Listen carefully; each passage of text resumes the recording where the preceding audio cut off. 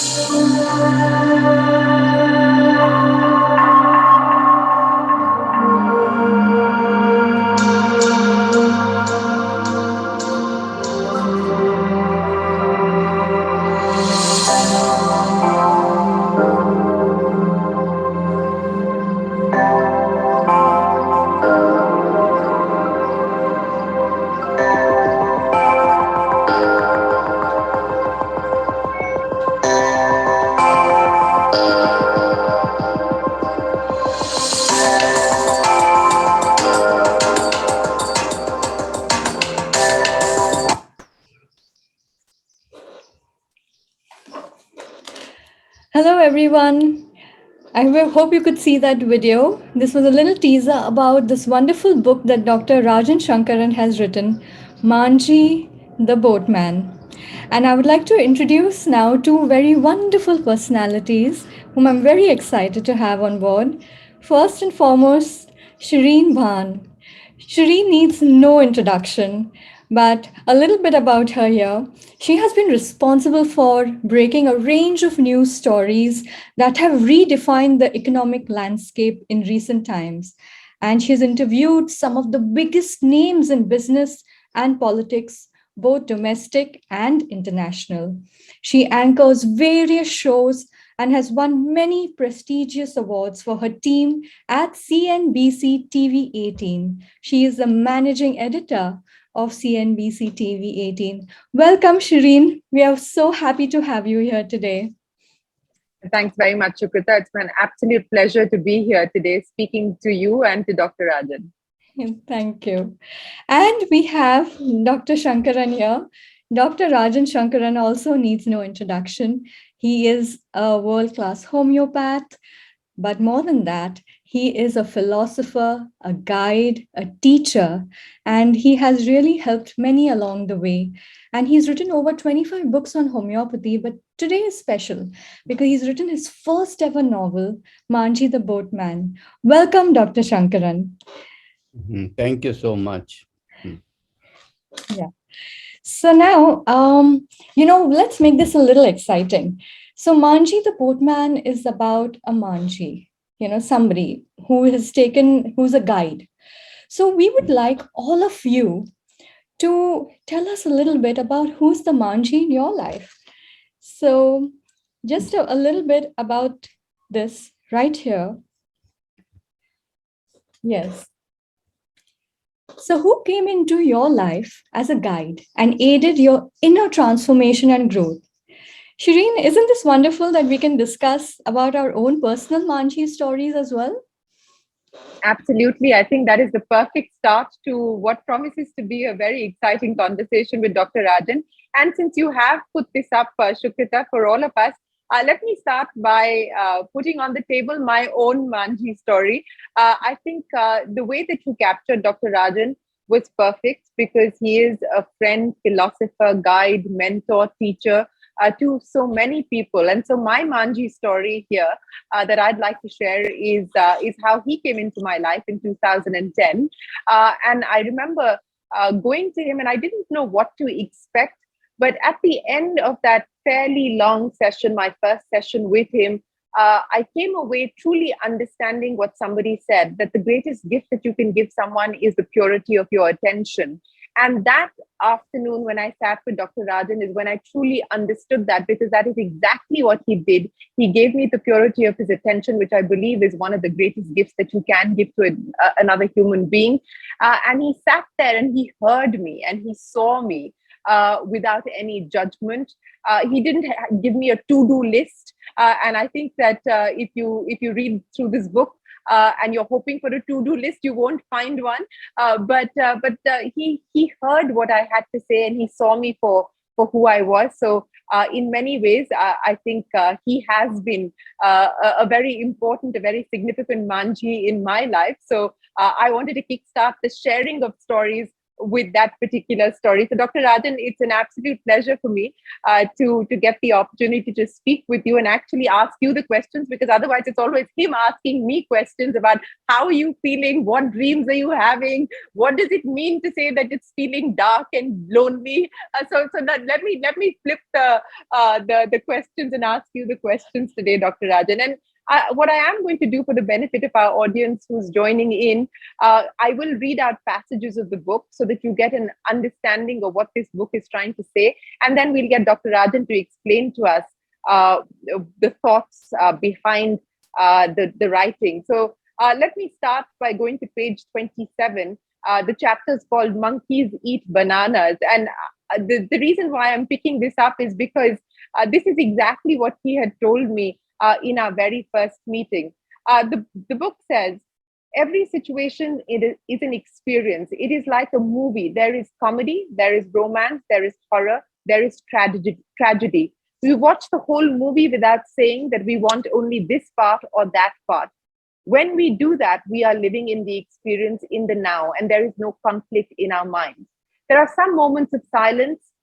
If we replace must or should be or should not be with is, life will be simple and flow smoothly. When we fight with what is, we create conflict within ourselves and with others. So, Dr. Rajan, let me start by addressing that very issue. I think this is a conflict that most of us live through, experience at different parts of our lives.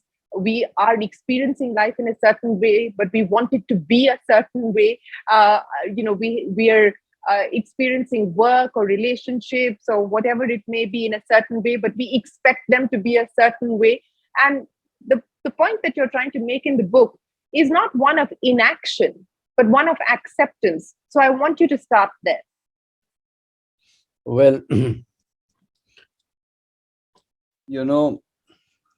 first of all, Shereen, thank you for, being a part of this launch. I'm very, very happy about that, because I feel a very close personal connection with you, and we share a bond that is very, very beautiful. So it's nice to have you here. Thank you for that. Secondly, you see, you started by saying that, the greatest gift somebody can give is of pure listening, just to hear and to recognize and to know what the other person is going through,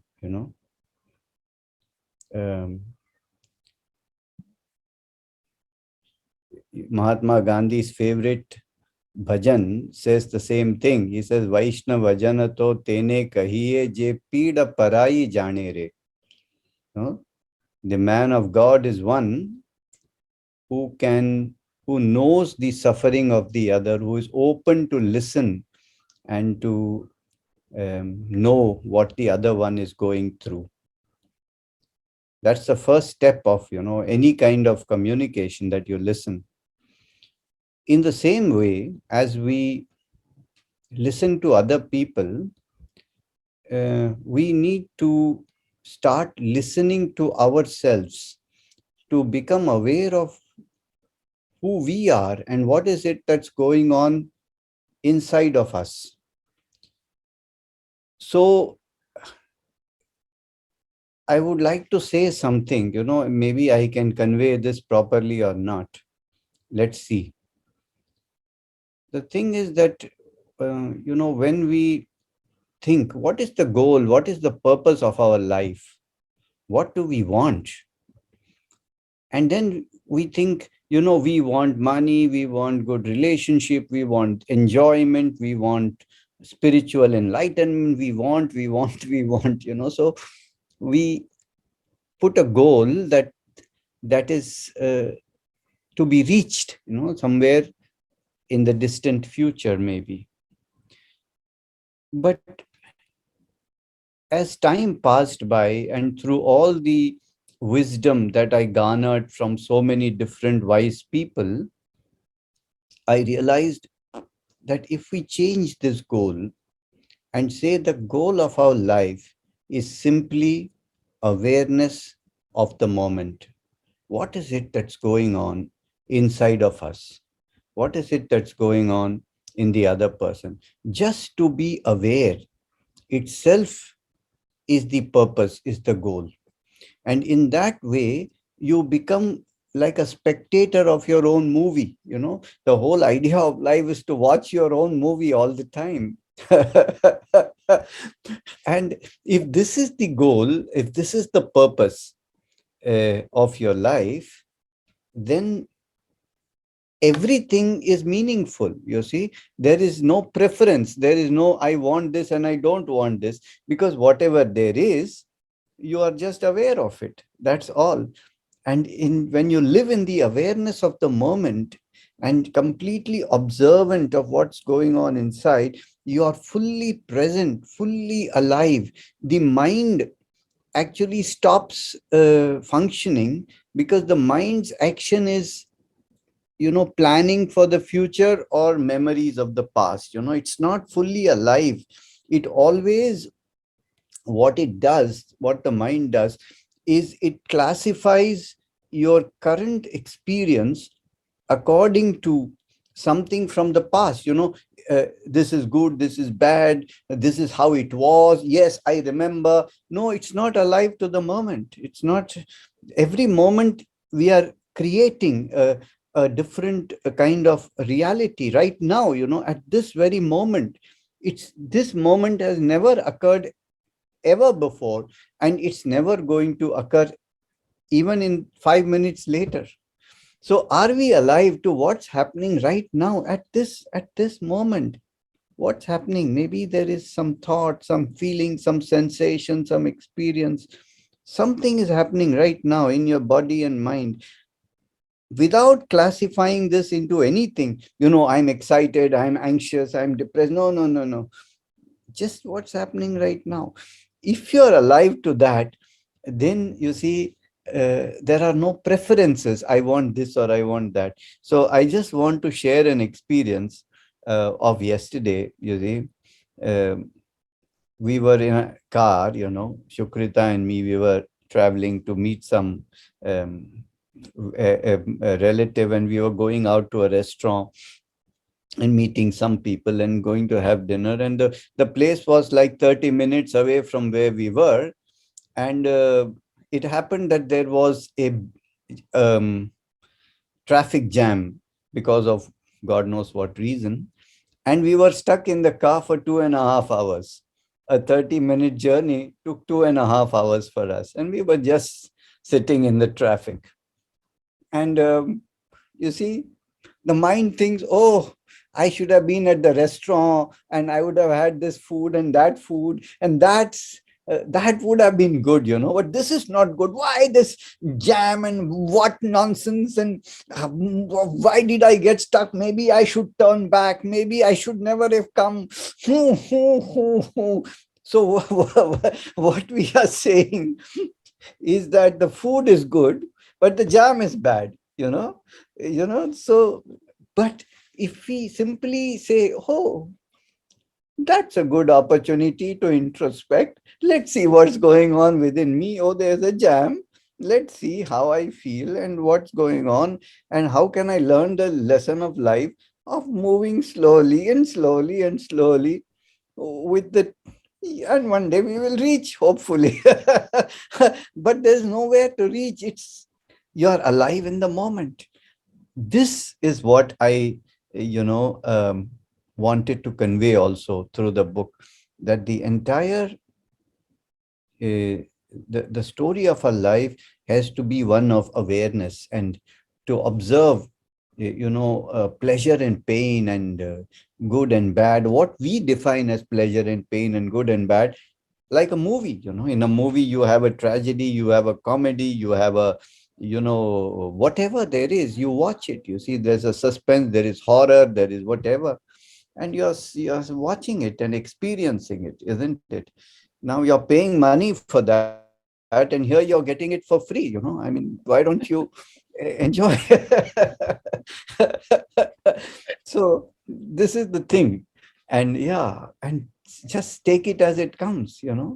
So you have to, this is the underlying philosophy that has helped me a lot in my life. It has helped me a lot, and keeps me alive and in the moment. you know Suppose there is a book launch right now.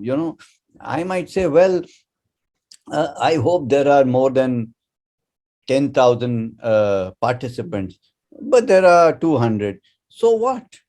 Just see what you feel. This is it. This is, and each moment in a way creates itself.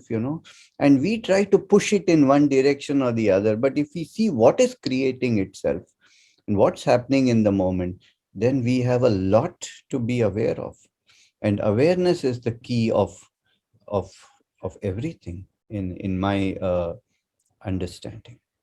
Sorry Yeah, for I think that long answer. Sorry. no, no. While you were speaking, and you made that point about each one of us is a spectator of our own movies.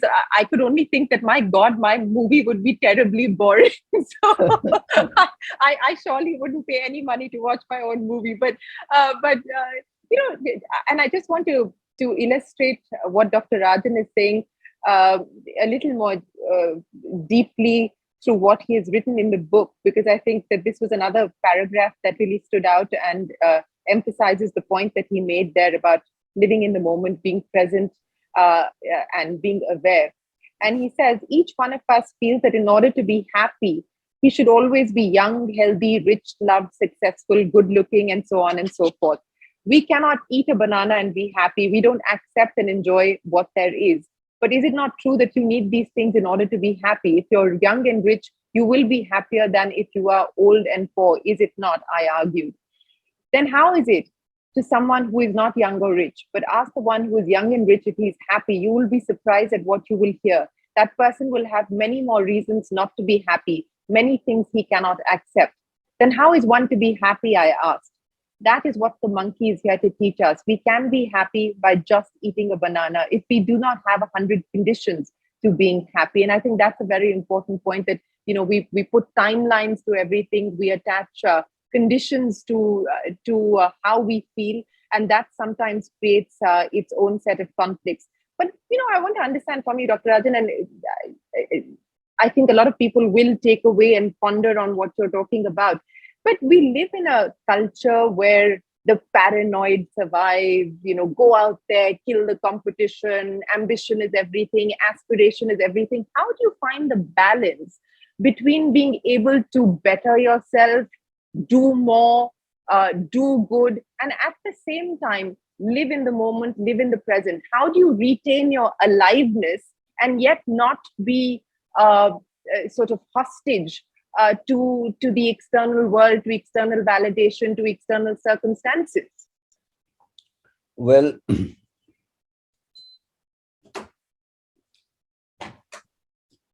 I would say as follows, that there is an allure of money, power, competition, ambition, and whatever. And there is a impression created that this is what leads to happiness, or this is what leads to a fulfillment in some sense. But and I think that everyone should go through this to discover that it's not true. Because if you don't go through it, then you will always feel you missed out on something.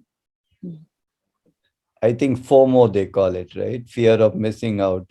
So, I'm missing something, but when you have been through it and you have achieved a degree of success, money, fame, whatever, ego satisfaction, etc., it's then that you realize that it's not going to give you what you want. And that, as I wrote, that the problem with winning the rat race is that you still remain a rat at the end of it. So basically, what is in the book is different degrees of awareness, different degrees of guidance. So there is guidance about relationship, there is guidance about money, there's guidance about etc., etc. So each one will take away from it according to the level of his own evolution in some sense. And I think that, having been through this grind myself, I realized that this is it's just an illusion that all these things are going to give you the real peace. It's not doing that. At least it's not for me. And when you function from a different place, a place of giving rather than getting, a place of contributing rather than grabbing from somebody else, a place of being who you really are and as a part of the fabric of creation, like an apple tree gives apples. If you also see yourself as a part of creation, then your own potential is brought out in a much, much more beautiful way.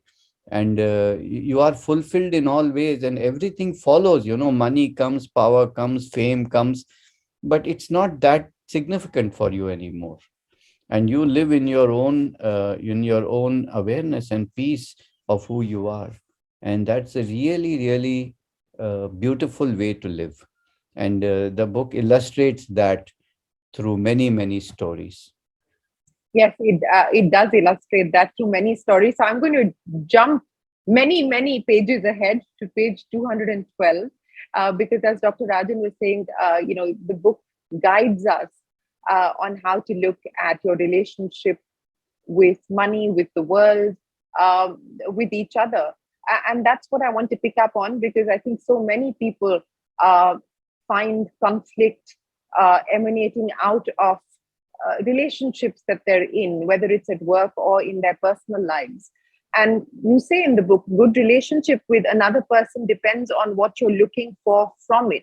If you're looking for a relationship to fulfill your needs, you're coming from a needy place. If you become aware of your true self, you will realize that you do not need another to complete yourself. If you enter a relationship from a place where you do not accept yourself as you are, you're not going to accept the other person as she is. A relationship based on the need and a lack of acceptance is doomed from the start. But once again, Dr. Rajan, we are so attuned to a culture where self-interest is seen as selfish, where sacrifice is the greatest form of love, where you're taught right from the very beginning that put yourself last, prioritize everybody else's needs, prioritize everybody else's feelings. And you're almost sort of in this constant popularity contest to try and see how much you can please somebody else, but you forget about how to please yourself. Uh, how does one, again, find this balance between being living for oneself and living for other people? Well, when we talk about relationships, as you brought it up, so what I also learned through also many wise people and through my own experience is that often in a relationship, there is a lot of expectation. We want this, we want that, we want that. And as long as the other one fulfills that, there is a kind of harmony. And the moment a little bit things are not fulfilled, things, then you start having conflicts and disappointment and depressions and whatnot. And also many times, the need to please somebody else or to do things for somebody else may not come from a place of purity in terms of what the other one really needs, but it's what can I do in order to win that person's love or win that person's loyalty. So in some sense, uh, our selflessness can also be based on our own insecurity. Now, when we want to overcome this kind of problems, we need to look inside our own selves and to know and to feel and to be sure that we are complete in ourselves. We don't really need anyone, you know. Yes, there are needs in terms of, we need food, we need love, we need companionship, we need this, we need that. These are healthy needs, these are, emotional, physical, biological, needs are there. But there is a level of awareness that's a little bit beyond these needs also, in which you are not your body or your mind, you are your pure being, which is complete in itself, and if you are living each moment in awareness and in aliveness, nothing really matters. I honestly speaking, even if I were to die tonight, I don't see a problem. I mean, what's there? If I don't get up tomorrow, I hope it happens that way rather than in a hospital. But if I was to go tonight, it doesn't matter because I live every moment fully. I am complete. I don't need somebody to complete me. It's nice to have a companion. It's nice to have somebody, accompany you in the journey of life. It's nice to be of some help to someone and also take some help from time to time. This is fine, but an over dependence and over expectation and then disappointment and grief and non acceptance of the other person or of your own self, this can be overcome by awareness. And when that happens, then the relationship has a different quality. It has a quality of, as I think Khalil Gibran or somebody wrote, be like the oak tree and the cypress, growing, with side by side of each other, but not dependent on each other, and then it's beautiful. And this kind of relationship is general. When you meet somebody, you don't think, what can he or she do for me? you know you say, okay, we are two companions. You can say we are in the same boat, and maybe we can take turns at being the boatman. Yes.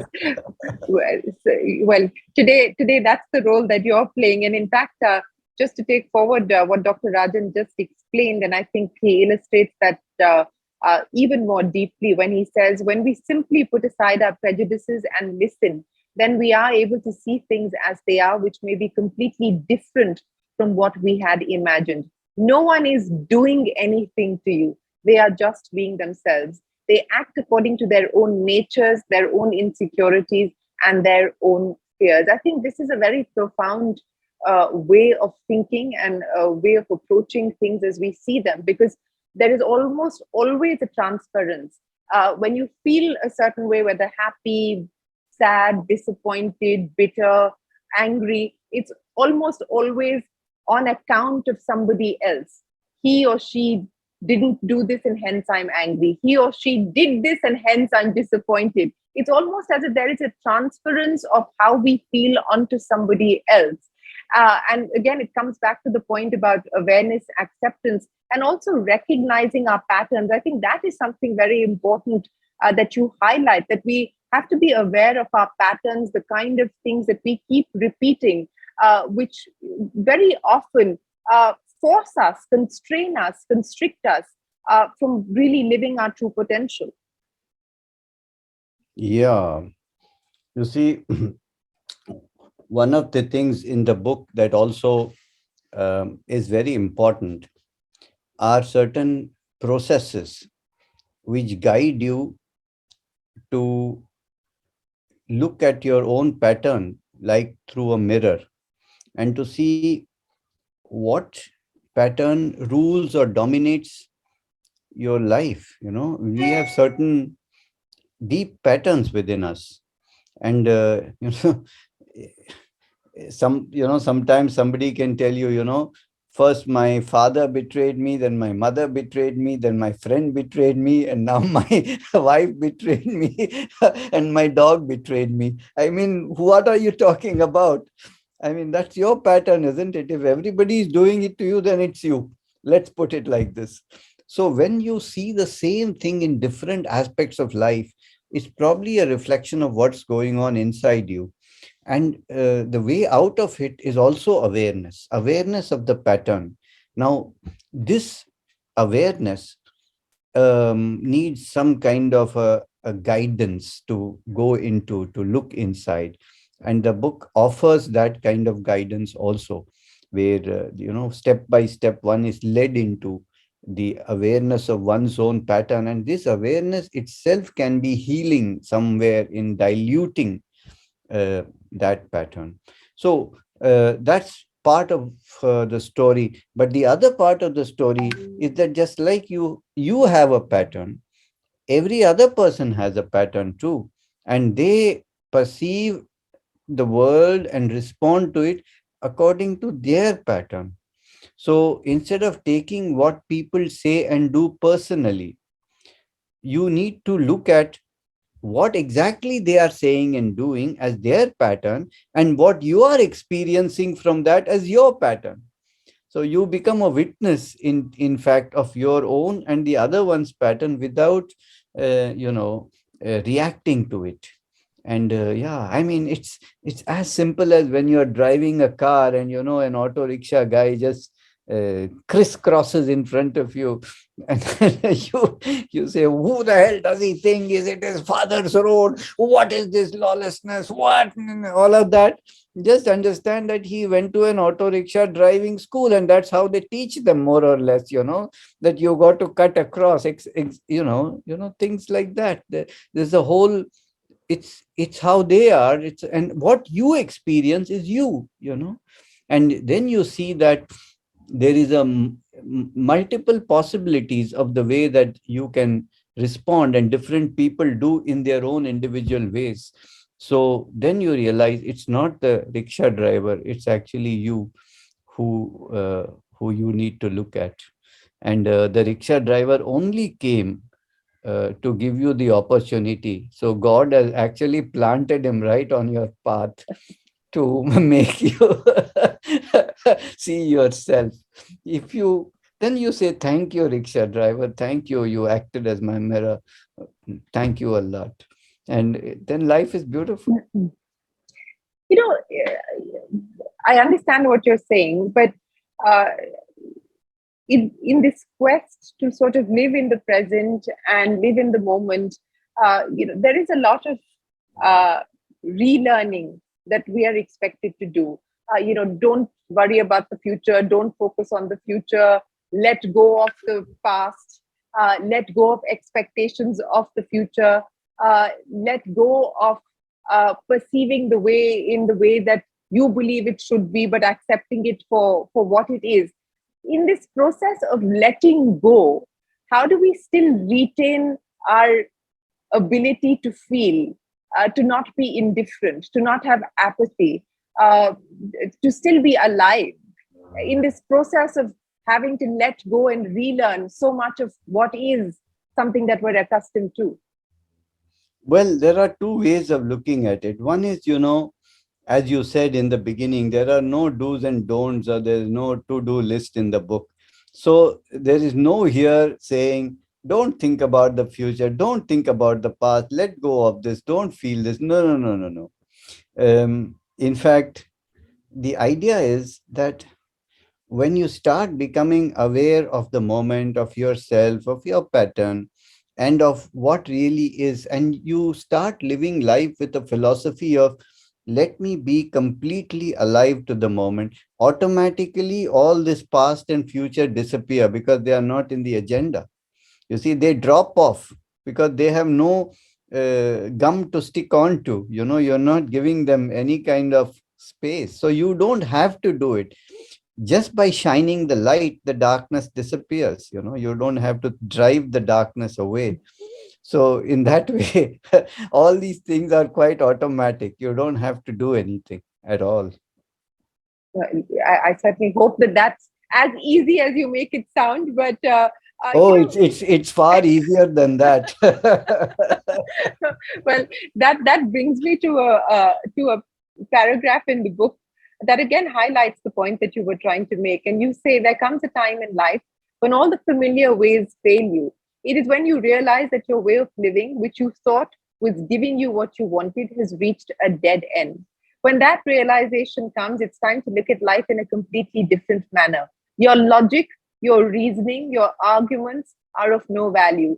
What helps is when you question everything, when you look within yourself to find the answers, and when you realize that what makes sense is not necessarily what is true. Living your nonsense is living your truth. It means that you don't automatically accept what is being taught to you, that you take life as it comes and experience it to the full. How easy has it been for you to live your nonsense? Yeah, I'm quite an expert at it by now.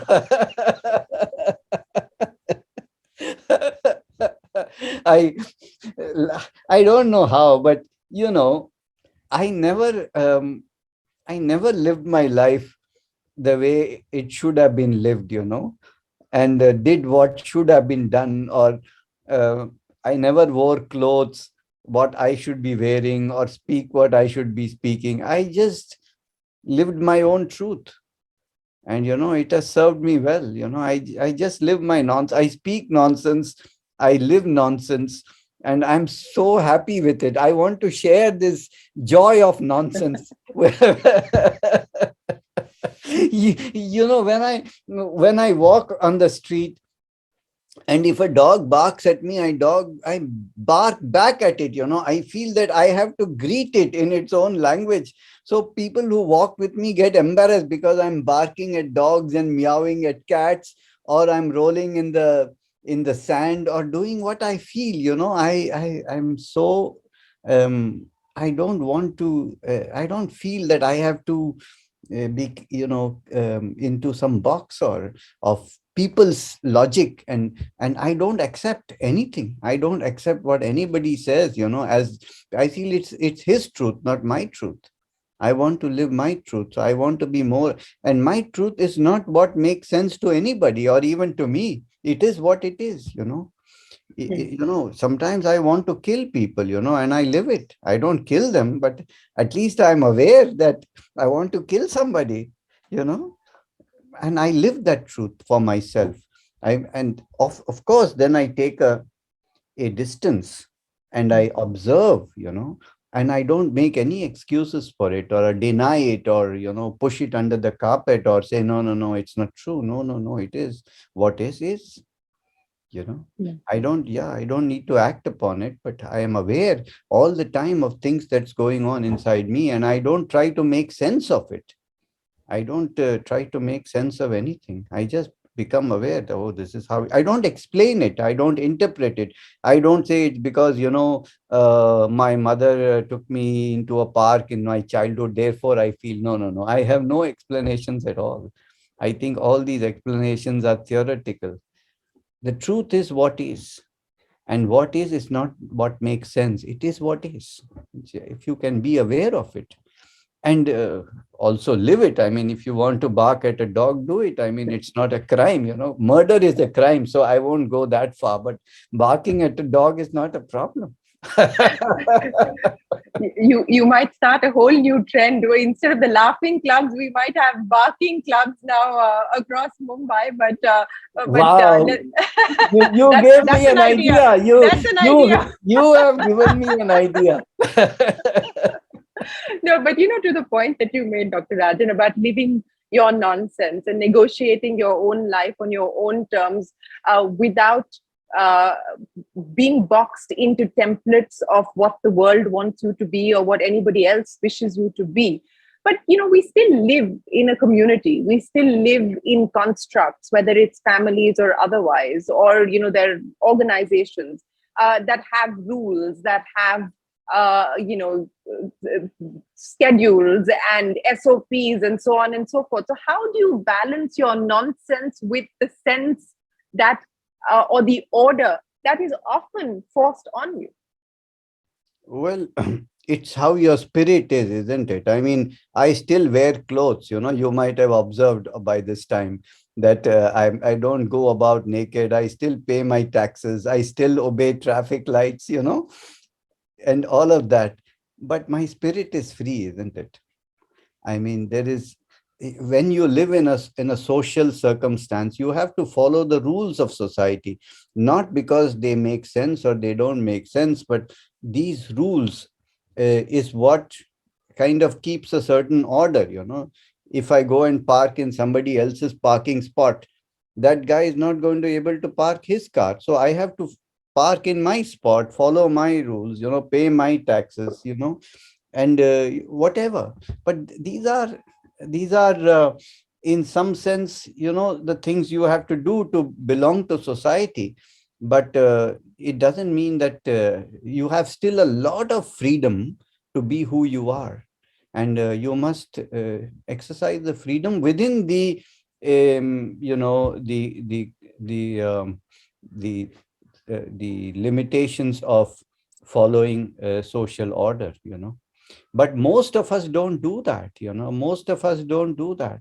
Most of us don't go to a park and just let go and run and shout and scream and uh, do what we want. It's not a crime. You are still part of society. And yes, so many of my in some of my retreats, we have spaces in which people, I encourage them to move according to their own nonsense. So we say, let your body move first, let it move and allow it, don't move it. Let it move according to its own, pattern. And then people can go, and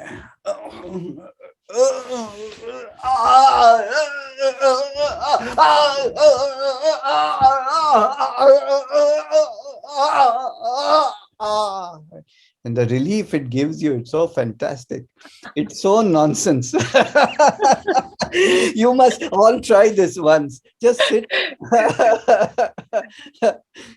Don't do it. A truly alive demonstration of living your nonsense here, Dr. Yeah. Rajan. Thank you very much for encouraging all of us to be as free spirited as you are. And if you follow him on Instagram, you will know that he truly does have a free spirit. But what I want to now ask you, we talked about patterns and we talked about recognizing them. I also want to talk about something which is also important, which you highlight through the course of the book, and that's about having perspective. And I think at so many points in our lives, forget, in a day, in fact, you go through these emotions of saying, oh, it's all come to an end. Oh, it's all, going to uh, going to end in the worst way, or why have things turned out so badly for me? And it's almost always the worst case scenario that we imagine for ourselves, when in reality it may not be the case. How do we bring perspective into our everyday lives? Yeah. Can you repeat that in short? I got a little, I got a little, I was, You were I didn't fully come out of my nonsense, so I missed half.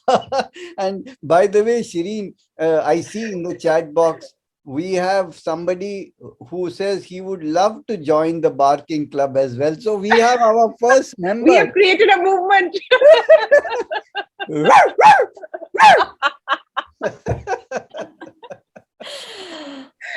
Now On that, I'm forgetting the question now.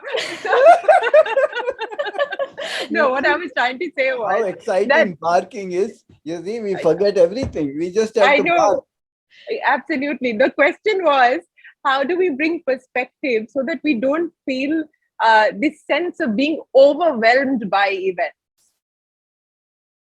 Yeah. So, the answer is the same. I would say maybe a little different. There are many ways to look at it. And one of the ways is to see ourselves in perspective, in the context of time and space. And what we think is overwhelming, my God, so much disappointment, so much hurt, so much grief, so much tragedy, all of this. Um, how big are we, how much time and space do we occupy relative to time and space itself, So, as Shakespeare in something, he said, life is a tale told by an idiot, full of sound and fury, signifying nothing. We make all this noise. I mean, our life is like a mosquito, catch, it comes and goes, and we make so much ado out of nothing. And this is one way to look at it. Another way probably is to look at what we have, in terms of all the gifts that we already have, and try to be happy with that. And thirdly, you see, to use every situation as an opportunity to know ourselves and what's going on, and to in some sense pick up ourselves up and move forward, and not get stuck into something and have the same thing repeated in our head. So there are many ways there are spiritual ways, emotional ways, different ways to look at it. And the book actually explores many of these ways in which you can approach this issue. Yeah, in fact, I'm just going to read out from page 20 to highlight the point that Dr. Rajan was making about perspective. When I stand watching a sunrise or when I look at the full moon in all its glory, the thought that occurs to me is that this phenomena is beyond time. This has been happening for millions of years. Each time he looked at the sun, he connected to his own smallness and vastness at the same time. All our problems and conflicts seem small and momentary when we see them in the context of all space and time. And I think that was the point that Dr. Rajan was making as well. Sorry, Shukrita, you wanted to say something before we got lost in the moment. In the moment, we were completely in the moment. No, I was saying that we are getting a lot of comments and in the chat box. So I would like to request everyone to mark it to everyone because they are marking it to only us as hosts and panelists. But if they would like what they are saying to be read by everyone, please mark it to everyone so we can all partake in it. And if you all have any questions with regards to what is being discussed, please do type in the chat box, and Dr. Sankaran will try his best to answer your questions as well. So, yes, so that's what I just wanted to say, because we are getting a lot of questions and a lot of nice congratulatory messages. And yes, and they're loving the discussions that's going on, actually, Shereen. So that's what's happening. Well, So Arun is asking that whether you can get the book in the USA as well. So I Yes. want to say that the book is being released today, and you will get it across all platforms: Amazon.com, Amazon.co.uk, Amazon.in, and Yes. also on our own publication house, onlinehmp.com. So you can get it from anywhere, and it's already available. So yes, I have my copy right here. It's a stunning cover. So I would urge everyone to go out there and get this one, because this is very different from the previous books that Dr. Rajan has written. So it would be wonderful if you go out there and get the book. I think we're almost coming towards the end of our session, and I want to leave a few moments for questions if any do come in from the audience. But I want to go to page 229, because that's pretty much towards the end of the book, Dr. Rajan. And you remember the final words of Masi Harara. I look longingly at the forest on the other side of the river. Where can I find the boatman to ferry me across the water?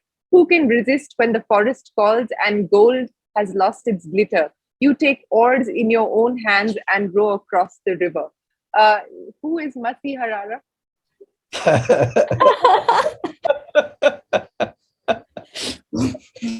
Who is anybody, you know? So it's, we see the world through our own perspective. So everybody we see is us, ourselves, isn't it? I mean, so Masi Harara is also us only. Probably it's you. I don't know. Maybe you wrote under that pen name. I don't know. Maybe it's Shereen. Maybe it's anybody. But what it's it's what is important is what is said, and what it says is that who can resist when the forest calls and gold has lost its glitter?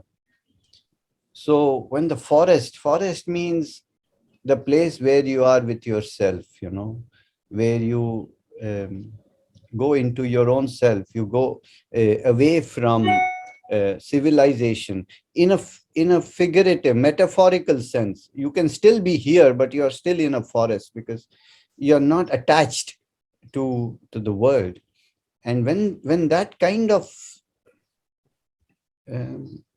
call comes, you can't resist it, because gold has lost its glitter. What the world can offer you don't seems to be so exciting anymore. And at that point, you take the oars in your own hands. So you don't even wait for somebody, a boatman, to come. You yourself become your own boatman. You sit and you row across the river. The river, of course, is also a metaphor for the two shores. One is of knowledge and one is of ignorance. So you, from ignorance to knowledge to wisdom, and this journey, you find your own boatman within you, and take the boat, and for that, basically the time has to come and it has to happen. You cannot force it. And it doesn't matter, all this talk about enlightenment and all that. I don't subscribe to it, that we need to be enlightened and this and that. No, we are all enlightened. But at a certain stage in our life, we might find that the time has come when you want to withdraw in some sense in yourself. Actually, you become more compassionate. It's not that you are detached. You become more compassionate. You become less self-focused. Compassion is an automatic side effect of this kind of state. You can see the suffering of other people, and if there is a possibility, then you can help. But if the other one is not ready, you can only do that much, you see. So you become the boatman at some point. Not only you are your own boatman, but you can become a boatman. But somebody has to come to your boat. The boatman cannot go chasing. Come. When that person comes to the shore, you say, well, and here I'm reminded a little bit about one of the novels that I liked a lot, which is Siddhartha by Hermann Hesse. And I think my novel is also a little inspired by that one in some sense, where in the end the protagonist becomes a boatman. That's what how the novel ends, isn't it? Where he becomes a boatman. So that's basically the story. Well, Very nice, Dr. Rajan. Yeah. Well, we have some questions, Shireen, here for him. So, somebody is asking that very often people find it difficult to separate themselves from being observed, to observe themselves. How does one spark the moment of awareness? How does that happen? Well, the answer is simple, that you go to Amazon and buy the book. And that's what the 1 hour we are doing to sell you the book. Come on, do it. Yes, I'm sure, sir. These dimensions, I think it will give you certain triggers right? which can act upon you. And what I want to make a personal request is that, of course, you should you should get the book and read it. And I would love to hear your comments about it, and also about your Manji in your life. And you have to write to the email. What is the email? Can you put Rajan it on the Sankaran chat books box? at gmail.com. I'll put it on the chat box. Yeah, Rajan Sankaran books at gmail.com. Yeah, Yes. you Yeah. can write to me. Secondly, if you like the book and if it triggers something in you, my request, my suggestion is that you share it with other people. Not the book, please, let them buy it, but you share the idea of the book with with other people. You see, I'm a salesman as well, you know, you if you didn't notice. So please let spread the book. You know, the idea of the book is to spread it. And thirdly, my personal request again, that if you like or you don't like, also put your comments and reviews in platforms such as amazon.com or amazon.in, so that other people could also see what what it did to you. So these are the thoughts, because my idea is that Shireen has been gracious enough to help us with the launching the book, and also she gave some good suggestions, and Shukrita has helped me a lot also. But at this point, this is all I want to do. I don't want to, the baby is out, and I have given it enough nourishment. So if it has to survive, it will survive. If it spreads, it spreads. If it helps, it helps. I am not going to do anything much more to try and sell it. So now it has to be organic. If it has good content and if it helps people, let it spread. If not, I'm happy if 5 6 people are helped by it or not, and that's it. And in, it in the time in the times of a pandemic, Dr. Rajan, we don't want anything to spread. Let us share the book. Let us spread it. We don't want anything more to spread. So let's share this experience and the book with each other, and I think that would be wonderful. I know that Dr. Rajan loves singing. He loves music. He enjoys that, and I think what I find most endearing about him is his ability to break into song at any opportunity, at any given time, without worrying about the setting or people or anything like that. And I think that would be in the spirit of the book, Dr. Rajan, and us living our nonsense and living in the moment. I think that would be the most appropriate conclusion for this Yeah, evening. normally organizers ask me to sing when they want to end a session, and they want people to clear out. So they make use of that. But I don't really care. So as long as I have an audience and they tell me, I will sing. Let me sing you a song. Hmm.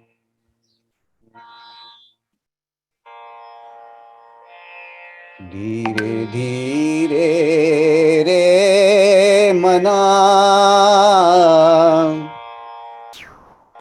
धीरे सब कुछ हो रे, धीरे धीरे रे मना, धीरे सब कुछ होए रे। माली सींचे 100 घड़ा, ऋतु आए फल होए रे। धीरे धीरे रे मना, धीरे सब कुछ होए रे। माली सींचे 100 घड़ा, ऋतु आए फल होए रे। हे माझी रे, दूर है किनारा, कोथे जाऊ रे। माझी कोथे जाऊ रे। धीरे धीरे रे मना, धीरे सब कुछ होए रे। माझी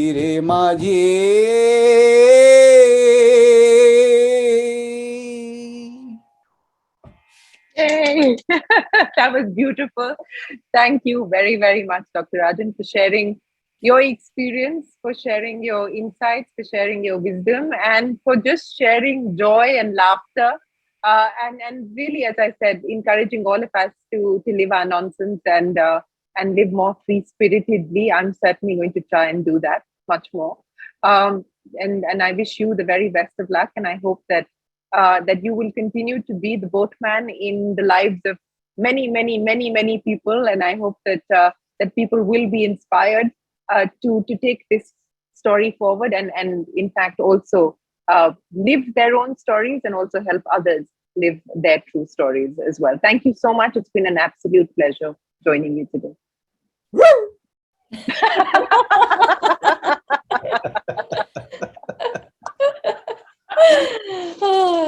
Well, thank you, Shireen, and thank you, Dr. Rajan. It has been wonderful to have both of you and this beautiful discussion that we had about life and everything. It has been wonderful.